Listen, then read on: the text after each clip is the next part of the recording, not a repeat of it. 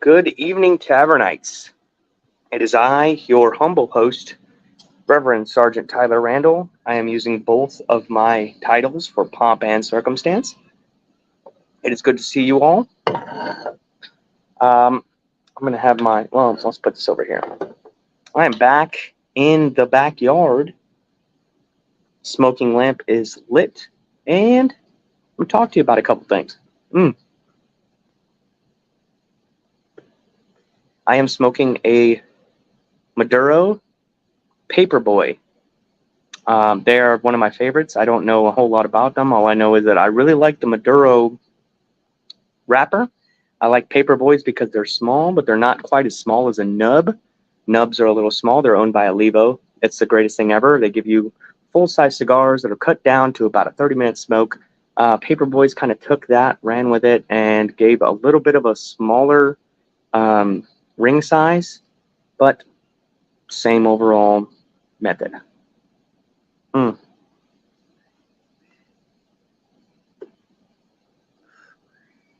do we want to talk about? What are we talking about? Well, we could talk about the fact that Hunter Biden was found to have taken money from Kazakhstan, Russia, Ukraine, and China, all completely 100% verified. Kazakhstan is a weird one. He took money from Kazakhstan the day after he bought, $128,000 car. They gave him the exact amount for the car the next day. No, it's not a bribe. No, it's not an advance on any kind of, influence on your father whatsoever. No. So we're seeing an age where it is increasingly likely, not just increasingly likely, but all evidence exists purely to show that Hunter Biden took money. And the worst case scenario is he took money to influence his dad without knowing if his dad was going to win the election. That's still bad enough to implicate his dad, who got the money in his bank account. Weird. We're also seeing evidence that the COVID vaccines, once again, more deadly than the actual COVID virus itself. And as it turns out, the CDC, their lawyers are now coming out and saying, hey, ivermectin is totally fine for COVID. It always has been. Nobody ever said anything to the contrary. False. They told us we couldn't take it, and if we did, we were taking horse medicine. Now, for somebody like me that was lucky, I was in a position to have scrutiny from the beginning, because I said to myself, this might be bad. I know a lot of people that got sick. I'm going to wait. I'm going to let the old people get it first. I'm going to let the invalid people get it first. I'm going to let the people that are immunocompromised get it first. And that was that. And then from there, it became increasingly obvious that I didn't need to get it. Cool. What else are we talking about? The fact that Andy Ngo, the reporter, has been suing Antifa, right, for attacking him 2 times in the street in Portland. He's not won his case. But the problem is the court proceedings kind of revealed a lot about how Antifa works. They found the people. They found all the evidence. The people egged it on. The people that did it clearly did it. But because Rose City Antifa, which is the nickname for Portland, is Rose City, never were an official legal group, they didn't actually do it. That is ridiculous to me. We still don't have the manifesto from the Covenant shooter, the female who presented herself as male, who took revenge on the Christian school for teaching her Christian values that she clearly did not abide by. Her manifesto, which has been classified as not a manifesto, it's just a bunch of ramblings. Trust us, the government says. Trust us. Nothing to see here. It's crazy. It's still not been revealed months later. My take on that is it clearly shows that she was insane. She had been brainwashed. and she had been driven to this violence by the left. Almost all violent attacks happen from the left wing. Think about that.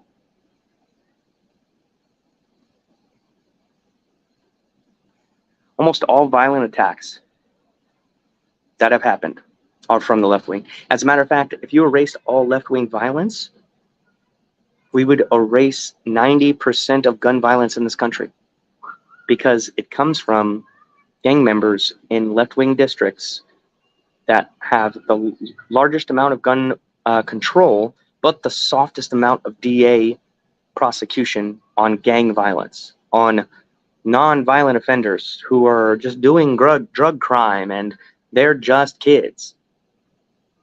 It's crazy. Where am I coming to you from? All these big giant issues that seem to not affect your life at all. They do. They affect your life. But what are you seeing? You're seeing what? $10 a dozen eggs. You're seeing beef going up to being like $3, $4 a pound. You're seeing gas at $3, $4 a gallon. You're seeing inflation that's over 8% real inflation. Bidenomics is working, isn't it? It is, isn't it? As somebody who has personally been visited by the federal government, by an agent of the federal government over memes, I can tell you they're not spending their money in the right way. They're not doing anything to help you. They're not looking out for you, as Bill O'Reilly would say. And I'm not a big fan of Bill O'Reilly or anything, but I'm just saying, he wrote a book called Who's Looking Out for You during the Obama years. And his personal politics and his personal, actions aside, he hit the nail on the head. Biden wasn't looking out for you when he was vice president. Obama wasn't. Shit, even turns out Fox News wasn't looking out for you. You see what happens with Tucker. Tucker recently just did an interview with the Capitol Police Chief. Now they paraded the new Capitol Police Chief around in Congress, saying, "Oh, we condemn what Tucker is saying." Blah blah blah. That wasn't the guy that was there during the day, on the day of January 6th. We've seen. He has said, and I'm paraphrasing, it was a setup. They were not given the tools to deal with the amount of people that they had, and the people that they did have were grossly under. They were not briefed, they were unprepared, and they were not ready. Then we get guys like Jacob Chansley, who recently got out of jail, the QAnon shaman, Jacob Chansley. He did an interview with Michael Knowles, like a 2-hour interview. And while you and I might disagree firmly with the way that he comes to his conclusions through his, shamanism,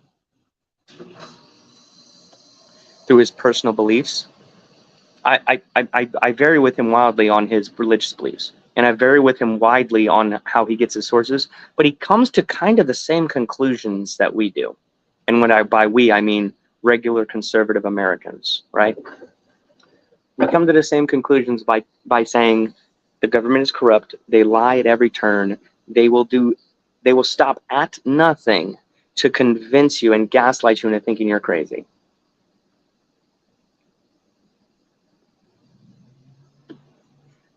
And that Jacob Chansley himself, the QAnon shaman that he's known as, was escorted by police for a very good reason around the entire Capitol. And he can't talk about it because he's still in litigation, but he says, and I believe him, that there was a very good reason that he was being escorted and that he was not a victim of violence whatsoever by the police. As a matter of fact, they were nice to him. They helped him get through the Capitol. And they ushered him in so that they can get the photo op, and this guy is the type of guy, he was not even involved in anything. He is a big believer in Q, but not QAnon.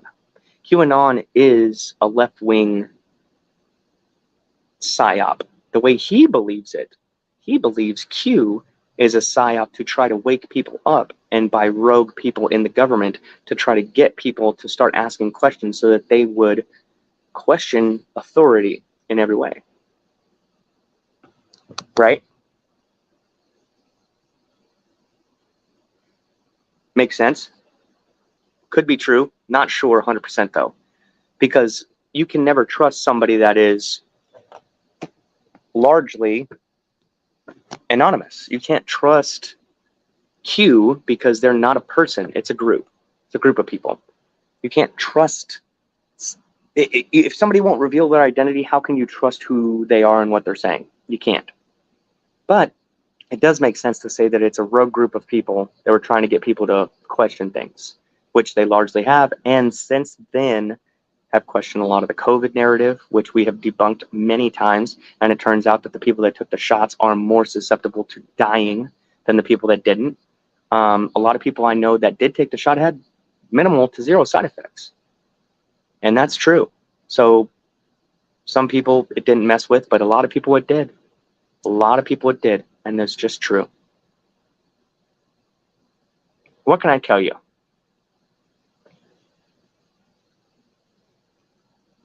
What I can tell you to do is, it's the same thing I've told you to do before. Create communities. Create relationships with real people. Not online communities, not online activism, not to threaten people, but to actually get together with your neighbors, break bread with them, talk with them, ask them questions, see where they sit. Create a community. Know your neighbors, know their kids, know what they're doing in school, know what your neighbors do for a living. Having social interactions with the people around you is the number one way that you can combat this, because if they know that I'm a crazy person online, I'm a crazy conspiracy theorist online, but they can sit down and have a conversation with me in real life and go, oh, he's not so crazy. He posts a lot of memes. They might question me on it, and I might tell them the truth. Hey, I throw stuff against the wall and see what sticks. I share a lot of memes. I think a lot of memes have a lot of truth. And then I will dig into those sources and see what they made, what if they bear fruit, yes or no. Like specifically, a new one that came up, that they are looking at the Lone Star tick. The World Economic Forum had a guy talking about this. The Lone Star tick, when it bites you, it makes you allergic to meat. Some of that an enzyme that they have in them gives you some sort of allergic reaction to red meat, makes you throw up. I know a guy in Chattanooga, turns out, got bit by one, and he can't eat red meat. When he gets sick every time he eats it. Now, was that a conspiracy? No. But they are talking about using those ticks to mix in with bugs to create synthetic meat to then not only make the people that eat the synthetic meat allergic to meat, to save the environment, because now they're not going to want to eat red meat. They're going to be addicted to, they're going to only be able to eat the synthetic meat because now they can't eat red meat because they want to save the environment. Knowing people that in the wild have been bit by these things and having reactions to them who love red meat and know its health benefits, they're screwed. He can probably try to get back to eating red meat over the years, but it's going to be a long road. He's going to have to make himself sick in order to do so. And they're talking about putting this in your synthetic meat. They're talking about basically drugging you without telling you so that you can't eat meat because meat is bad for the environment without any evidence to support it. Where we have climate change being the number one thing that has nothing but evidence against it to its viability as a theory, and all evidence to the contrary. Climate change as a catastrophic world-ending theory has zero evidence to support it. Prove me wrong. Fact check me. Go ahead. I've read a few books on the subject myself. Michael Mann, who was the main scientist on the side of Al Gore during his, Convenient Truth, all of his data has been debunked. All of Europe's hottest days ever were measured on the tarmac of an airport while jets were landing. And that's where they get their data from. They're not using the traditional data of 2.5 feet above the ground in ambient temperature in the center of a city. No. They're picking the tarmac of an active airport where jets are taking off to take their measurements to manipulate the data. If you look at all climate change models and all climate change data, they all use temperatures that have been modified or adjusted in order to fit their model and their narrative. Not a single one of them comes from naked data. Hurricanes are the worst that they've ever been. No, period. They're not. There's not even more of them. There's actually less historically than there's ever been. And they are hitting with less actual fury than they've actually hit ever before. And on top of that, they have more survivability than they've ever had because of the type of building products we use, because of the advanced warning systems that we have, all of which come from burning fossil fuels. Whether that's in creating microchips that come from petroleum, or that's from the internet, which heavily relies on coal burning plants in order to use the internet and electricity to send signals. Burning fossil fuels is the most noble and moral thing that you can do, period. Fact check me. I dare you. You have no data. If you disagree with me, you're wrong, and it's not because I'm self-righteous, it's because I'm right. It's because everything I say is the truth. And if you argue from a position of truth, you can never be wrong. And that's what all I do. That's all I do is argue from a position of truth. That's all I've ever done. I dare you to look it up yourself. The only criticism I get from anybody is, oh, you got your degree on YouTube. You did some own research on the internet. You read some stuff that happens to be misinformation. Does it? Can you prove it wrong? No, you can't. One. And two, they say, oh, you sound like you fucked up the source because you say big words. Is that really a compliment? It sounds like a compliment to me. Oh, you use big words. Sorry. I happen to be matriculating myself. I happen to be going to college. It's very easy for me. I happen to have no problem doing it whatsoever. I quit at one point because I had an ideological disagreement with the professors, and now I'm doing it again because I like the money that they pay me to go to college, and that is the only reason that I continue. I'm going to end up getting a degree one way or the other, and I'm going to be accredited in all of the things that I tell you. And I just want to say, I was right, you were wrong, and that's the way it is. One of my very good friends, Jerry, brings up very good points all the time, and he's always long form in his thoughts. He always puts out the mode of thinking, gives his logic, and cites his sources. But people don't read it because it's too long. Oh, it takes too long to read. So bad. If you watch the news, you're the least educated person in the world. If you watch this, maybe for 3 minutes, you might actually learn something. You might not like what I say, but turns out I'm right. Sorry. And I love it. I love being right, and I love saying it, and I love doing these. These stream of consciousness kind of rants that I do are going by the wayside. I am working on getting a teleprompter so that I can type my thoughts out in full over the week, and then maybe get on and just read them out loud the same way Tucker does, the same way that anybody else does. Matt Christensen, Jack Posobiec, guys like that, who are not necessarily right-wing, but they're just right. They're just correct in what they say. And I love it so much. And I love smoking these cigars, and I love drinking this Corona. I love drinking Modelo. Fuck Bud Light. And I love talking to you guys. I love the feedback I get from you guys all the time. Say, hey, when are you going to do another one? Hey, what are you going to talk about this time? Just giving the greatest hits right now. Greatest hits of what's going on and all the things that I've seen in the media. And I'm looking forward to giving more long form stuff, more informed, give more sources. Because I can say something, you don't have to believe it, but you can go ahead and fact check me and look it up at any time. Please talk about it in the comment section. But until then, I guess you're stuck with me. So I will say good evening, good night. Tavernites, thank you so much for bearing with me. And more content is coming, even though You might not want to hear from me, and I'm just a voice in the ether, and I'm just screaming into the void of the internet. But I love you. So, good night. And if I can get this thing to turn off, peace.